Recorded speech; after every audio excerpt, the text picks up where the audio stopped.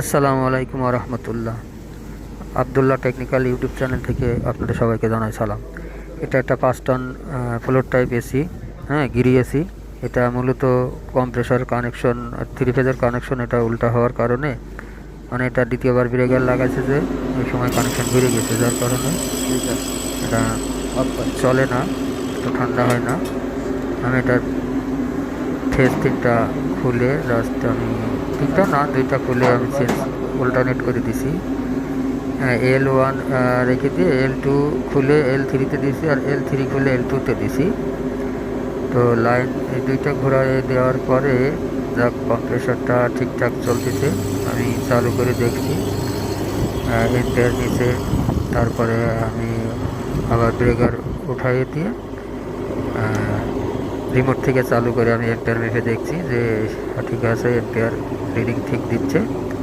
তো এইভাবে করে আর কি কাজ সম্পূর্ণ করেছি।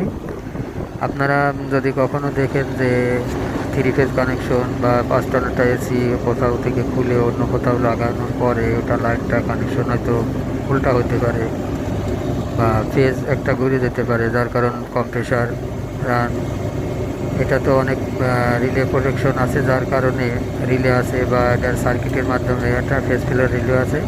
ফেজ প্রোটেক্টর রিলেতে এটা টিপ করাই দিছে, যার কারণে মোটরটা কম্প্রেসারটা ভালো আছে। অন্য কোনো ব্র্যান্ডের হলে বা যদি প্রোটেকশন না থাকতো তাহলে হয়তো কম্প্রেসারটা পুড়িয়ে দিত, এরম হয় অনেক সময়। তো সাবধানে কাজ করবেন সবাই। একটু পুশ করে জাস্ট দেখে নিলেই হয়। এম্পিয়ার 15 নিচ্ছিল, তখন এম্পিয়ার আমি যেই পুশ করছি তো দেখি যে সাউন্ড একটা অন্যরকম একটা সাউন্ড হবে, হ্যাঁ, আর এম্পিয়ারটাও বেশি নেবে।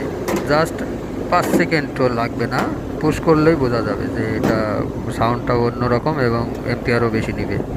ওই সময় আপনার করণীয় কি, আপনি ওটা ব্রেকার অফ করে আবার কানেকশন ঘোরায় দিবেন, তারপরে চালু করবেন।